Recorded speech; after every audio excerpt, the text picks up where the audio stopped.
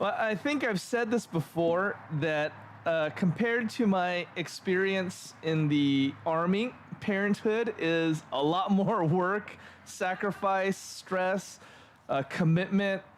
Um, so as I was sitting here, I was remembering there's this one time where I don't know why I was getting to like a field exercise late, like really early in the morning. I think it was like 1 or 2 in the morning, and it was raining. And I remember getting there, and basically, you know what you're supposed to do is you find a place that you're gonna set up your hooch, either your tent or your big poncho, which was also like a tarp, and you'd stretch it out between some trees. You'd throw your sleeping bag and your sleeping pad under it, dig a trench so you don't get a bunch of water in your sleeping bag, and you would sleep. I just didn't want to do any of that. I remember thinking, I don't want to go to all the trouble of asking someone to help me. They're all asleep anyway. I don't want to try and go around in the dark, in the rain, looking for a place to set up my hooch. It's going to be all wet anyway because I'm doing it in the rain, so it's all going to be wet. So I decided just with my wet weather poncho on, just to sit on my bag and just sit on it and sleep like this. In the rain there, and I remember at least 1 or 2 people coming by saying, "Are you sure? Are you okay with that?" And I was just so tired. I just didn't want to bother anyone. I was like, "This is fine," and I did. I slept like that until the morning, and there are days where that night was a much more relaxing and restful time of sleep than I've had some nights as a dad. Okay, there are times I think longingly back to that. Man, if only I was, sitting on my bag like this, in the rain, asleep, and no one bothering me. And that's, I'm kidding, but for those of you who are parents, you probably understand that that is true. And in fact, there are many great commanders, many great managers of men and soldiers whose home life were an absolute mess, who lost wife, who were estranged from their children, and who had nothing but shambles to come home to, even as great a leader as they might be in the field. And that is not to be so for the Christian. And again, we're in 1 Timothy 3, which is typically called the qualifications for an overseer or an elder. But as I've been arguing and I hope demonstrating, these are qualities that should define every Christian. That really, this passage is simply saying that the pastor ought to be a true and faithful believer, genuinely so, and that these qualities are those marks of a mature believer in the Lord. And so these are not aspirations only for those seeking the pulpit or seeking to be in ministry, but they ought to really define all of us in our Christian aspirations.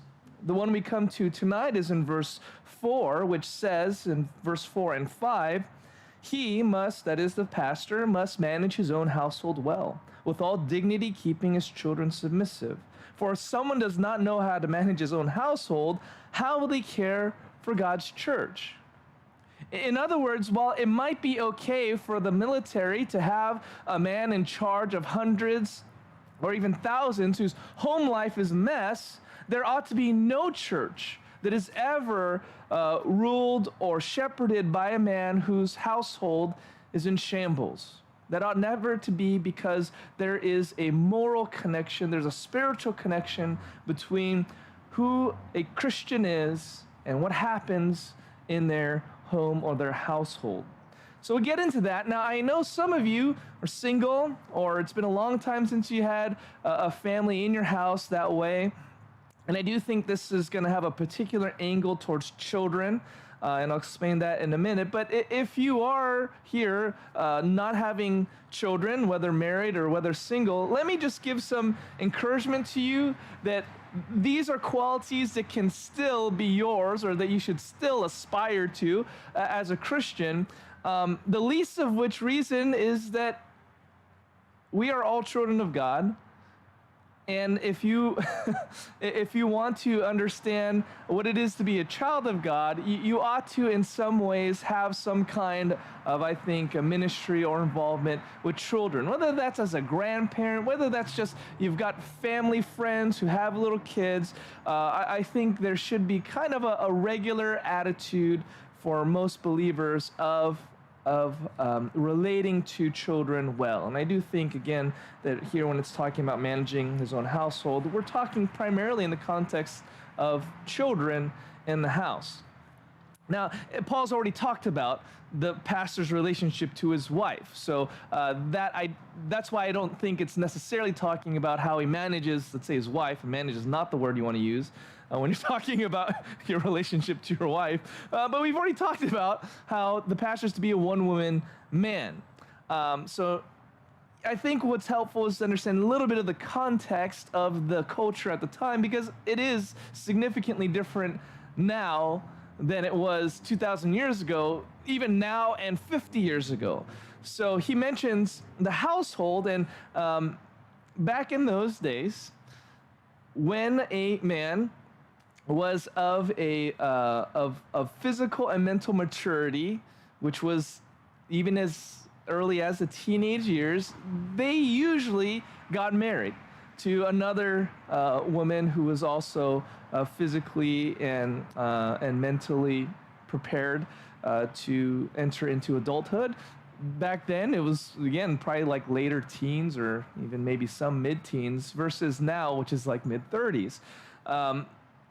And when they got married, it was very typical. It would have been highly unusual for them not to start having kids. It's not just because they didn't have the kind of, let's say, birth control methods we have now, but for the fact that culturally and societally, they had children, both out of a sense of, for an agricultural culture, a sense of need for more help, but just they tended to have larger families and enjoy children.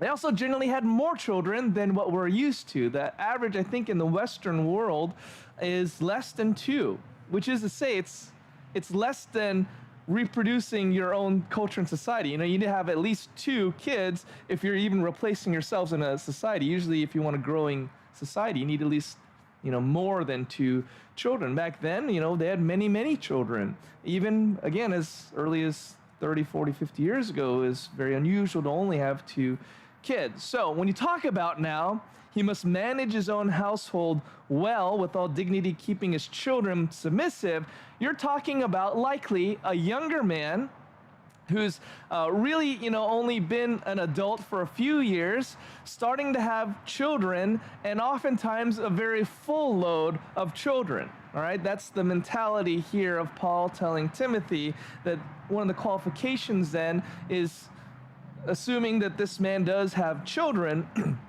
and probably more than one child, he's keeping them in some, or managing them in some way that is a godly, Christian, mature way.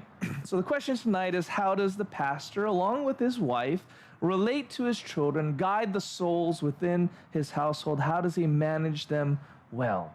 Manage, the word manage, it means literally to stand in front of or stand before. It has the connotation then of leadership or direction or governing, so you could use it even in the sense of a military or in the sense of government or politics.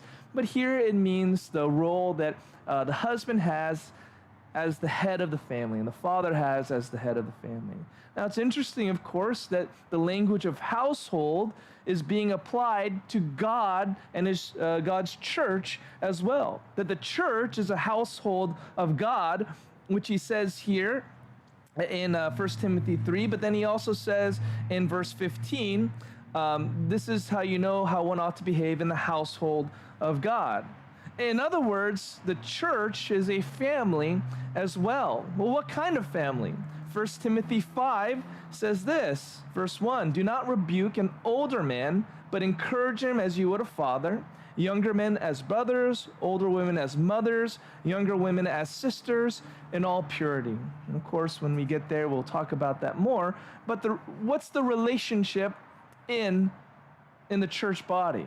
It's as brothers and sisters, fathers and mothers. And I think it's interesting to note, you do not treat people as your husband or your wife in the family of God, because that is a special and unique relationship that you have with only one person in your life. So as close and as intimate as that is not the kind of love, let's say, you should have for people in the family of God. It's more like there's a familial brother-sister relationship, father-mother relationship. Just as you, at least if you're married, you have multiple parents now. You have your in-laws, right? Or in certain cultures like India, everyone that's older is like a parent, is like an auntie or an uncle, and you call them that. And of course, as brothers and sisters, that is to say that we are all, let's say, children of God and children of spiritual children of those who are older and more mature than us. So the way that a pastor then leads his home, his household, is somehow reflective or correlates to how he manages the household of God. There is a correlation.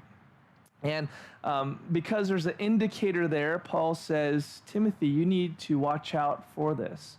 And of course, if you're a Christian here, this is an area where you want to grow. Now, I personally, I wanted to share this, a little bit of my testimony. A lot of the reason I'm here is because of children's ministry. And I think I've shared this before, but even when I was around Anna's age, I remember the parents would put me in charge of all the other kids. I was like 9 or 10, and they'd, put me in charge and have me watch a room full of kids while they did, adult stuff, hang out, have lunch. And I remember just being in this room, and kids are hurting themselves, and there's all kinds of shenanigans going on. And I remember thinking, why am I in charge? Why aren't they doing this? And I had this strong sense that parents, or at least Korean parents, they don't know how to parent their children. What are they doing? I question their judgment just by the fact that they put me in charge, but just how I would often see them treat their children was very dismissive, or they never knew the facts. So I was constantly seeing that they would misunderstand a situation. I was there, I see something happening, and then when the parent gets involved, they totally don't know what's happening, and they make judgments, just shooting from the hip, or they punish people that they didn't do anything wrong. And I remember being so offended by the parenting that I was seeing. And so from then, I had this desire to try and do what I could in that position, that weird position of being in charge of all these kids, to try and do right by them. And of course, that got me thinking about, well, I don't want to do some of these things when I'm a parent. Now, when I was in high school, I remember a friend of mine, actually, that Aaron knows, and actually maybe you were with me when we did those VBSs over at Calvary Church down here off the 5. She invited me and Aaron to do these VBSs in the summer, first graders, and I loved it. It was a lot of work, but it was a lot of fun to teach these children, to be with them, to help them, to show them how to do things. I really did love it. Actually, now I remember you were in the car when we got backed into by that friend that invited us to do the VBS, and she dented the door of my car. When I got to ICC at the time was very involved with a place called Camp Wainola. And this was a summer camp and a winter camp that Pastor Dennis even himself, when, many, many years ago, when he was, I think, a teen or in his early 20s, he was the director of Camp Wainola. So this church, a very long history there, and one of the first things that I did as someone getting involved in the church was go and be staff at Camp Wainola. And really there, I think that kind of set in stone my direction towards ministry. Because I remember thinking, for a week, I would be with these kids 24/7. And as grueling as it was, as tired and exhausted as I was, I remember thinking, but I know this is for the Lord, and it was so fulfilling, and it was so enriching, and there was so much that they gave to me, even though they weren't trying to minister to me per se, but just in their trust, in their hopefulness, and their resilience. it just showed me so much about serving the Lord, and that was instrumental, I think, in me pursuing ministry. In my opinion, pastors who are single or have no children, you should watch them do some children's ministry or youth ministry, at least for a little bit. They got to do a little bit of time there because of Paul's words to Timothy, that how a man treats the most vulnerable and the most frustrating people in their lives tells you a lot about their heart for people. And there are, of course, very few who will frustrate you and fewer who are more vulnerable than children, and especially your own children. Let's appreciate the fact then here that when Paul says that he must manage his children well, he doesn't say perfectly. I was very thankful looking at that. He's got to manage his church well. And the word well, it means not that that's a bad thing. It can mean built well, like in Luke 6:48 when Jesus says, to build, or the house was built on the rocks, right? And the storms came against it, very solidly built. Well, it can also mean, pretty good or just right or suitable or fitting. And in other words, the word well is a little bit subjective. It's not like Paul here or really anywhere in all the scriptures is there like, this is parenting 101. You must do this, this, this, and this. Your schedule needs to look like this and this. I mean, there's obviously general principles. You have the book of Proverbs and so on. But as you all know, there's different kinds of families, different kinds of parents, different kinds of children. There are different strategies. Well, managing your household well can look different for different households. And certainly there's not a one-size-fits-all when it comes to managing a household well. I wish there was some kind of surefire way to guarantee as a dad that your children are going to know and love the Lord. There are some weird, almost cult-like groups out there, Christians, that practically promise, they do promise, that if you do everything they tell you, your kids are going to come out loving the Lord, singing your praises. This is a foolproof method. And they're lying. They're lying, and all that does is prey upon desperate parents. I mean, desperate parent is redundant. We're all desperate, and of course we want help, and it's very tempting to think there is a one way to do it that guarantees a certain outcome, but usually all that does is hurt children because they get shoehorned into some methodology. Instead, parenting well, managing your household well, it has more to do with intentional, personal involvement by the head of the household, the father. It means intentionality, lots of patience. Think just about anything that you want to do well. What does it take? Investment, intentionality, patience, commitment. That's what we mean by well. And how that looks, sometimes there's a lot of different ways to get to a certain outcome. The key actually is the word here, dignity, that it says he must manage his own household well with all dignity. We've seen the word already in chapter 2, verse 2, when it says that we are to pray for kings and all who are in high positions, that we may lead a peaceful and quiet life, godly and dignified in every way. It's the same word there. And the idea has a sense of propriety or reverence. Maybe a better way to say it's conduct that reflects heavenly, eternal priorities. Living in a way that says, I'm living for something more than just the next paycheck or for more than just the praises of man. I'm doing what I'm doing because I'm reflecting God's own priorities. So when it comes to parenting in a dignified way, it doesn't necessarily mean that a dad never pretends like they're a monster, and chase their kids down the hall or, gets on the floor and plays silly games with them. That's not things that's unbecoming of a dignified man. Rather, with all dignity means that a faithful dad, faithful parent sees the parenting task as a noble one. This is something that reverberates in heaven. It's worth the attention and the effort. So do it in a dignified way. So I thought of at least 3 ways that a parent can be undignified in parenting. And again, even if you are not a parent or you don't have children, these things by extension, again, these are things about the household of God. We're not just talking about your homes, we're talking about the household of God. These are things that are going to correlate to how you treat other people, other children of God. So please listen, even if you don't have children, 3 ways that a parent can be undignified in parenting. The first is provoking your child. Provoking your child is undignified. Look at Ephesians chapter 6. Your children should have this one memorized, right? Fathers, do not provoke your children to anger, but bring them up in the discipline and instruction of the Lord.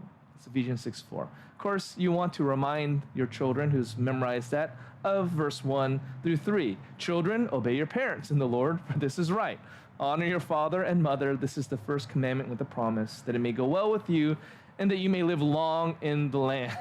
So, anytime a parent, well, let's say this, provoking your children is undignified. In other words, sinful actions or actions that stem from a sinful motive is undignified.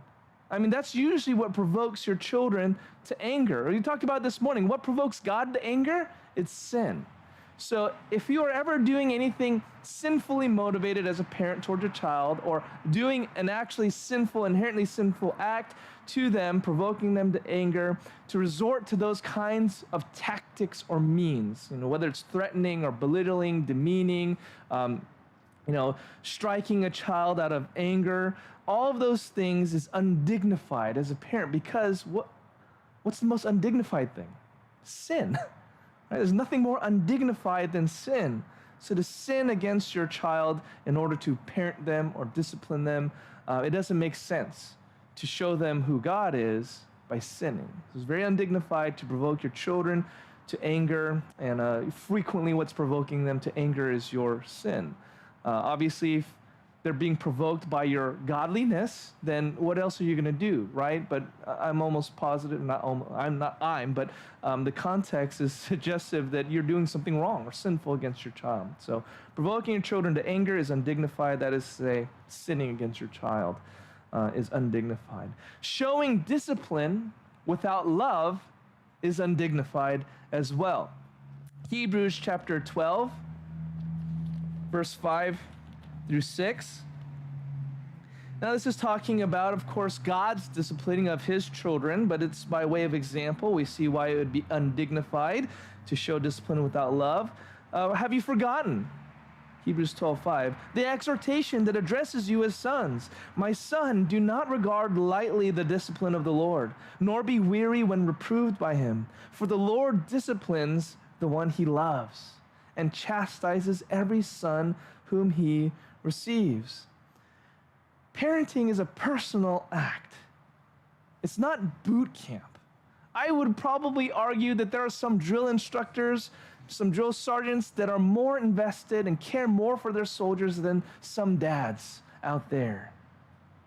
Discipline is an overflow of love, not disdain. Discipline isn't just to produce conformity. Do what I tell you to do. But it is born out of a love and care for children because you want to see them avoid the trials and suffering that sin brings.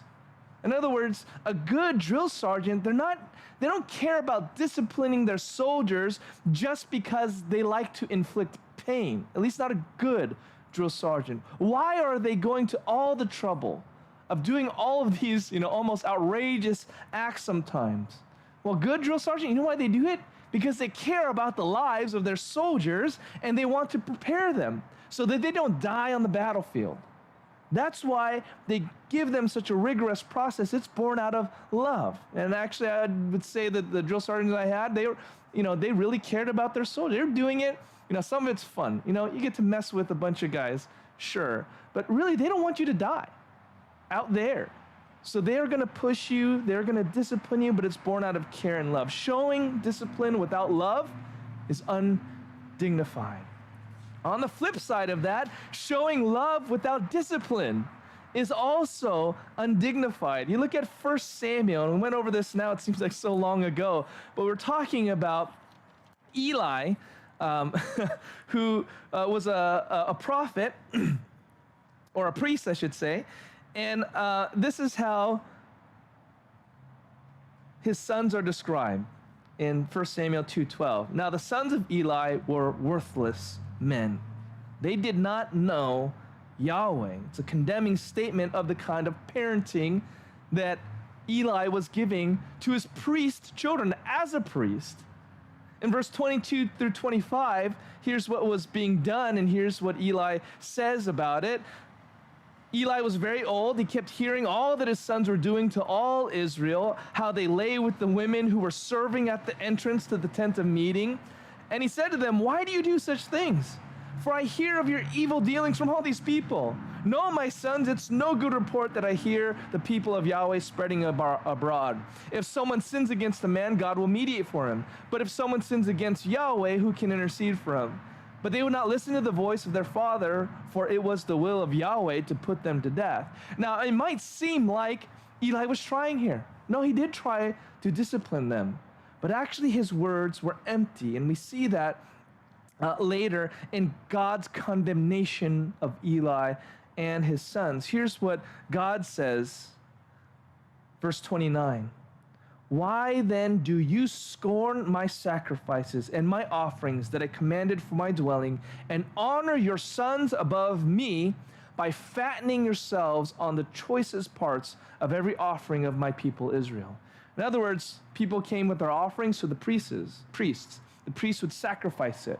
The priests were to take a portion of the sacrifice to provide for themselves. The Levites, they didn't have their own land. They were to be provided for by these sacrifices. The thing is, the best parts of the meat were to be burned and go up to Yahweh. But what did Eli and his sons do? They took the best parts, the juiciest parts of the steak. They took it for themselves, Eli included. And what's the condemnation he gives?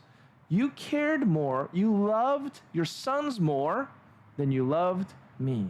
Eli had made an idol of his children. He refused to discipline them. Showing love without discipline is undignified, and actually Eli and his sons will all face judgment for that. Love without discipline, without giving consequences for sin, it keeps them from understanding a fear of the Lord and a trust actually in his forgiveness. Now, on the flip side of those negative examples of what dignified parenting or dignified fatherly ministry looks like, we go to Paul. We go to 1 Thessalonians chapter 2. It's quite the opposite of all three of those things. 1 Thessalonians chapter 2. The Thessalonians were one of those precious churches to Paul that just seemed to receive him so well. And you can see why, because of how Paul and his ministry team conducted themselves with them. 1 Thessalonians chapter 2, starting in verse 7.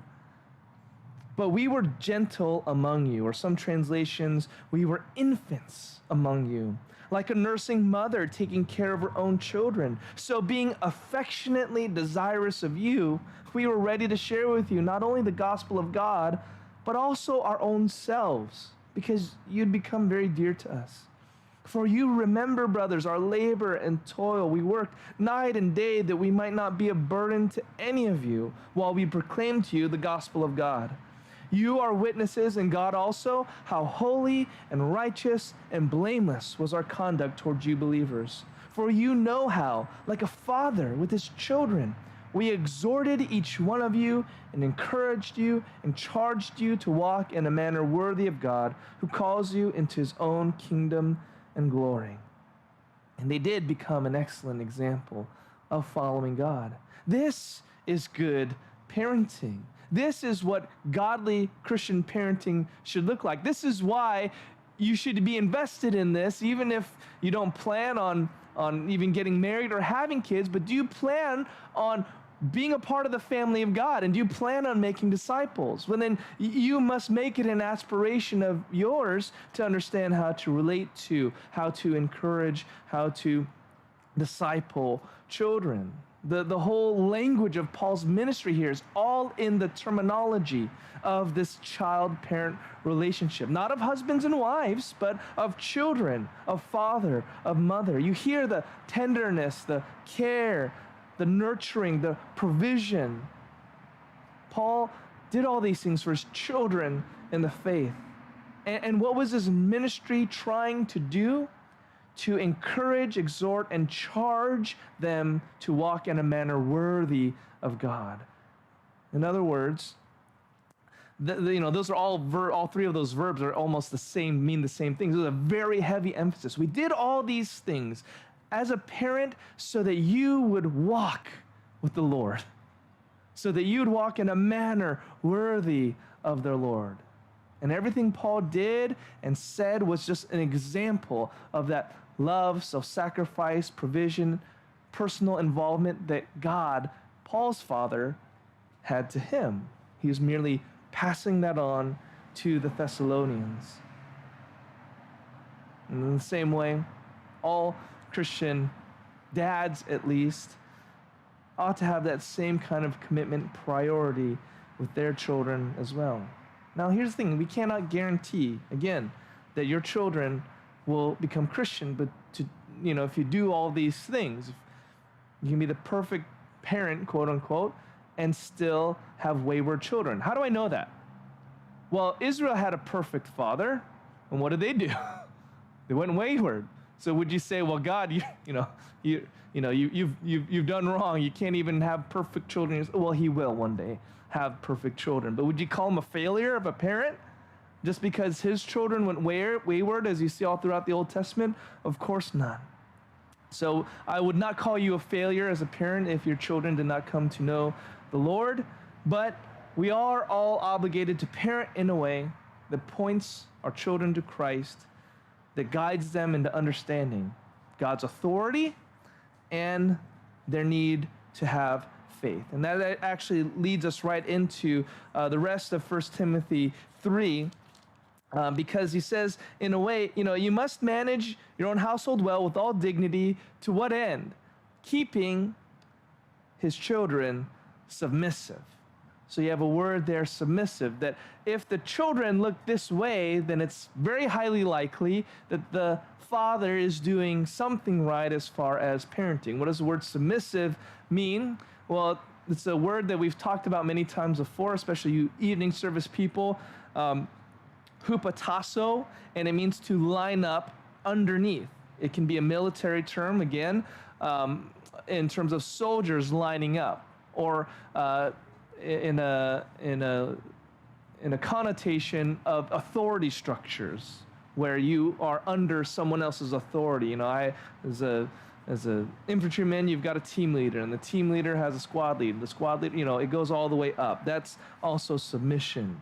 So children, one of the primary duties that parents ought to have is to help their children understand and respect authority structures. And we've talked about this before a lot last year. Remember, all authority comes from God, and so all of us have an obligation to respect and submit to authorities. A child that understands that concept of authority will submit to the various authorities in her life, primarily and firstly the parents. That's the first order of submission, in terms of closeness, but all the way up in all the other structures of authority, of course, to God himself, who ordains all authority. And it's very practical and it's very spiritual as well. Practically speaking, you don't have much of a society if no one respects authority, especially parental authority. But of course, spiritually as well, there's an order to this world. There's an order to this life. A child needs to understand that, understand accountability, that you are accountable. Authority also is accountability. You will one day have to answer to God.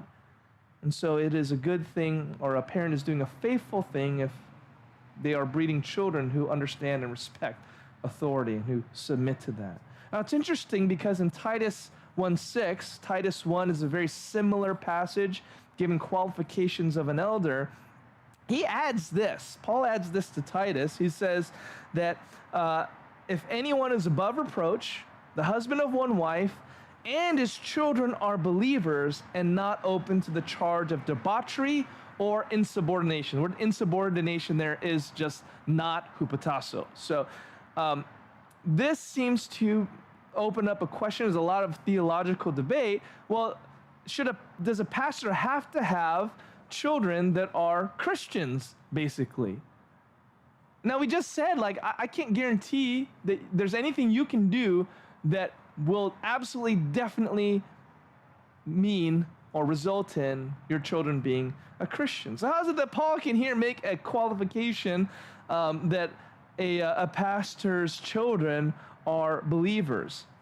That's why some, and this is a legitimate translation or of the word there, some translations, or even in your footnote, it might say faithful. The word could be translated either way. This is not saying that a pastor is somehow responsible for making sure their children are Christians. I don't know how any parent can make that guarantee unless they're God himself. So that cannot be what God or what Paul is intending. I mean, at what point do you even hold the child responsible? Does that mean if you have children under a certain age of reason that they can't make a profession of faith, then should they just not be a pastor until all of their children are above the age to make a profession of faith, and then such a person can be a pastor? It doesn't seem like that the church has really ever operated on there. Or maybe some theologians say or suggest is God guaranteeing that if you're a pastor, if you're truly called to the pastorate, that will be shown by all of his children being believers?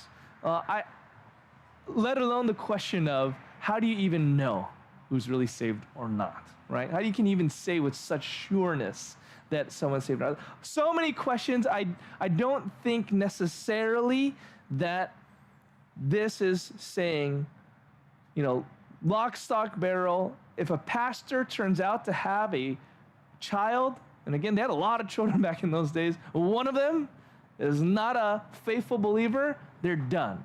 I don't know that in church history that's ever been the standard. There has to be some kind of balance here. I know it seems very straightforward, but like all of these, they're just kind of given in a list fashion. Paul's not necessarily nuancing everything that he says there. I'll say this. We're probably talking about adult children, right?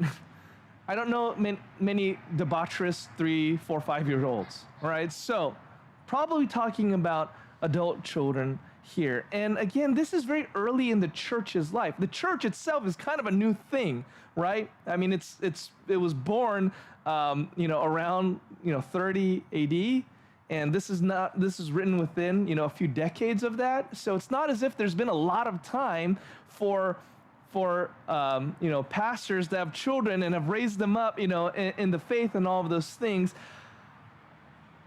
I do think that there is probably the sense in which at the time when Paul was telling Titus and probably Timothy, in Crete especially, because Cretans, if you remember one of the quotes in Titus, one of the Cretans, a prophet of their own, said, Cretans are always liars, evil beasts, lazy gluttons. So if you think of that context, I think there's a lot of wisdom. Paul saying, all right, Titus, when you're on Crete and you're looking for other elders and pastors, a good sign of whether a man should, of the kind of men you want in the pulpit are men whose all their kids, even their adult kids, are believers. I think there's a practical reason that if a pastor was there and his children were raging maniacs, debaucherous, insubordinate, it's very distracting. You don't want a man in the pulpit that has that kind of family baggage and put them in front of everyone. Even if that man is all these other qualifications, it might not even say anything about their parenting, because the man could have come to faith after he became, after he had children, and those children were already, these lunatics who are doing all these crazy things. So I think I would not take this passage to mean that in order to be qualified as a pastor, all of your children have to be believers. Rather, I think part of it is a very particular context here to Titus. And a lot of it really, if we take 1 Timothy and this passage is to say, at the least, that the home life of a pastor is very much relevant to their ministry life.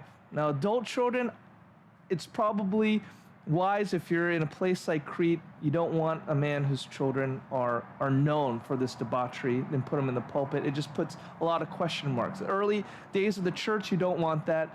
Titus, just out of wisdom, I think by the time that you're talking about Titus and so on, you have more opportunity for you to see even a man raising his children up in the Lord and all of those sorts of things.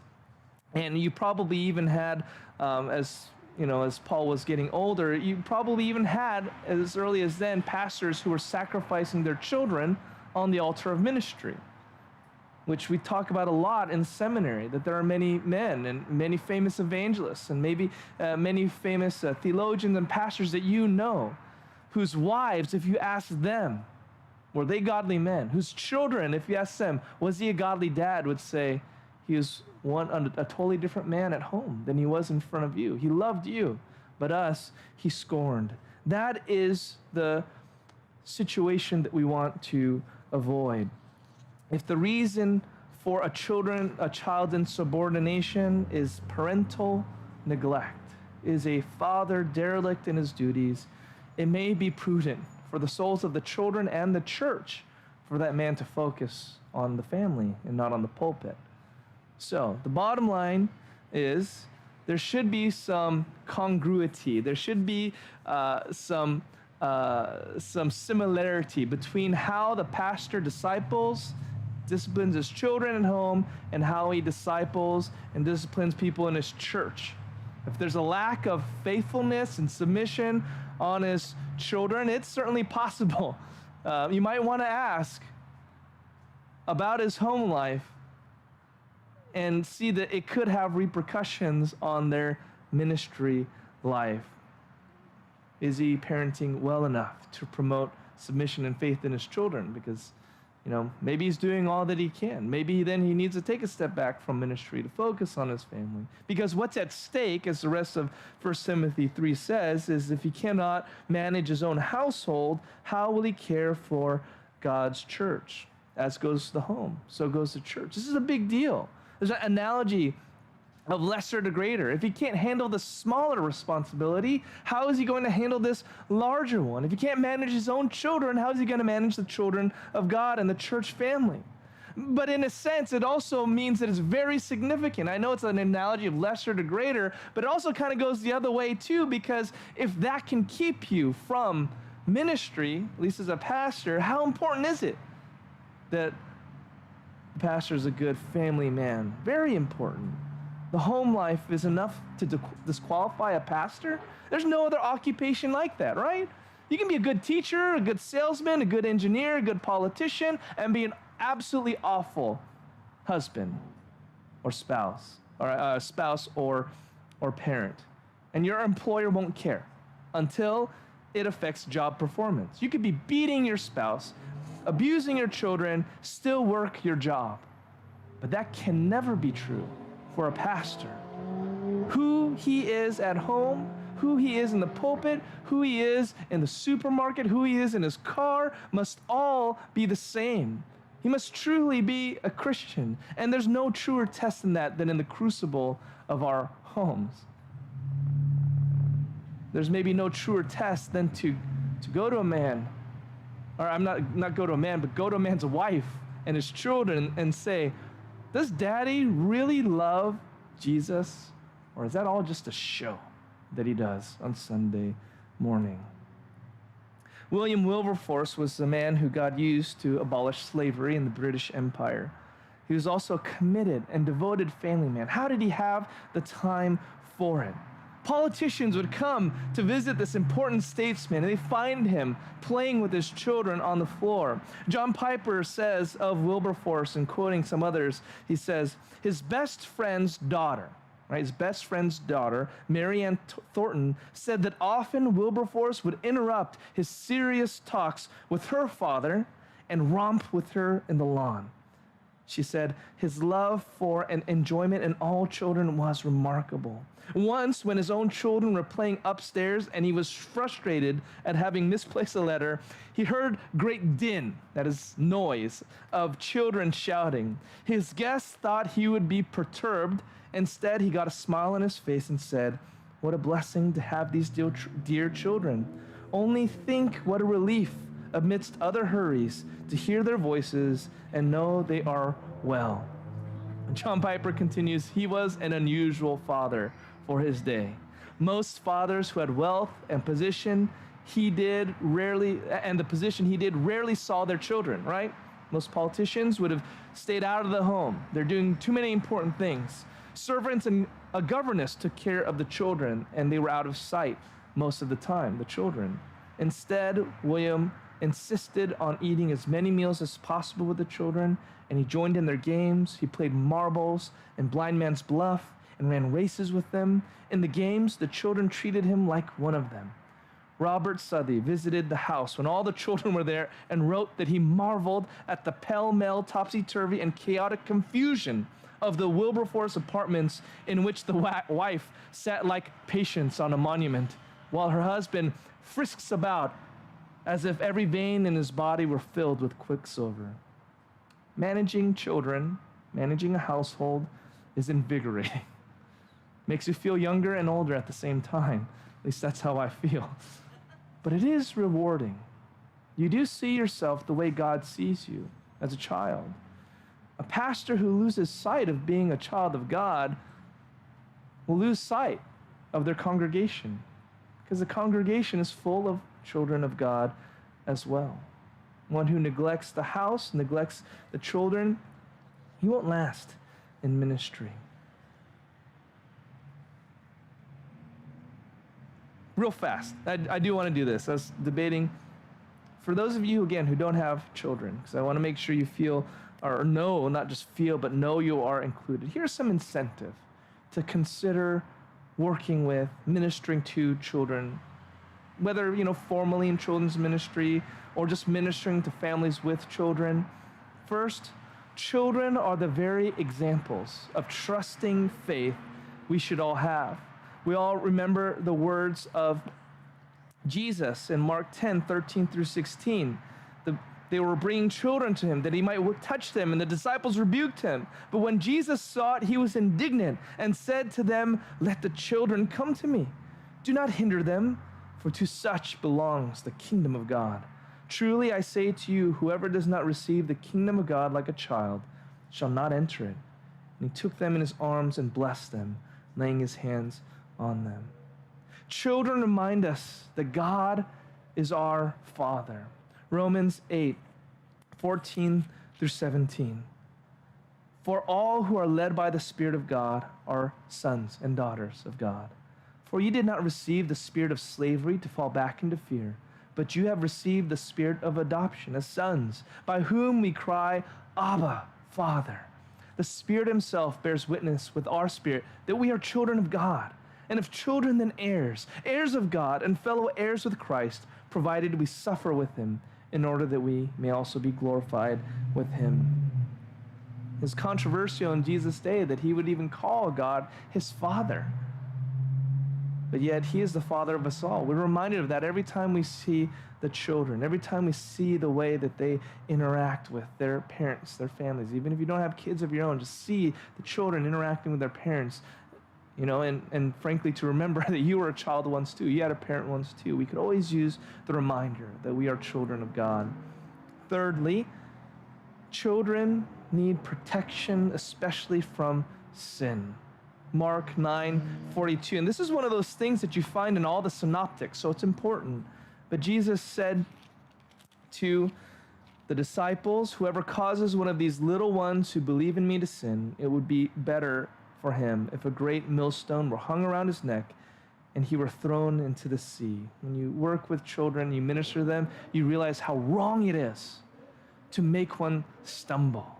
I mean, I was the kind of kid that would stick out their foot and make kids trouble. I'd tie kids' chair, this is as a kid, okay? Tie their feet to the desk, in homeroom. I'd pretend to tie my shoe. I'd tie the other guy's shoe to the chair, laugh when they fell over, pull out people's stools from behind them.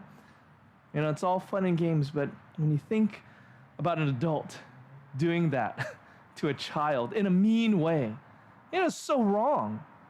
I can't even, I feel bad even when I just, you know, sometimes I remember just accidentally pulling Anna's hair a little bit. It sticks with me still, trying to lay her in the bed, and her hair caught on my arm or something like that, and she cried out in pain. Like, oh, I felt so bad, so I still feel guilty about it. Now, this is so many years ago, and she doesn't remember, she doesn't care. I've done it to Evie too. I just feel so bad about hurting them, even accidentally. How much worse to stumble them into sin. And it's good to have that reminder. Working with children, it reminds you, I don't want them to stumble. I don't want them to falter, just as much as I don't want anyone in the church to stumble or falter. Working with children, I think, gives us these insights into ministry. So even if you don't have children, I would strongly encourage you in growing this aspiration that we see here. I know it's not quite the same as managing your own household of children, but the heart behind it, I think the heart behind it, as a Christian aspiration, is to love children, is to see them as ourselves almost, a mirror for ourselves, to see that they are close to what it means to minister to the people of God. So if you want to be some great, you know, minister and discipler of people, of adults, I'd ask, well, have you ever worked with kids? How did that go? So, Jesus Christ, our example in all these things, of course, he is the child of God somehow, the Son of God, shows that perfect obedience to the Father, but also that perfect trust in him that we are to have. We see our Father in his relationship to the Son, and we see how we want to relate to our children and the people of God. Most of all, we see the sacrifice that Jesus Christ made to glorify his Father, also to forgive our sins and make us children of God as well. There is the primary example. And all of us have an investment in that child of, don't we? Jesus Christ.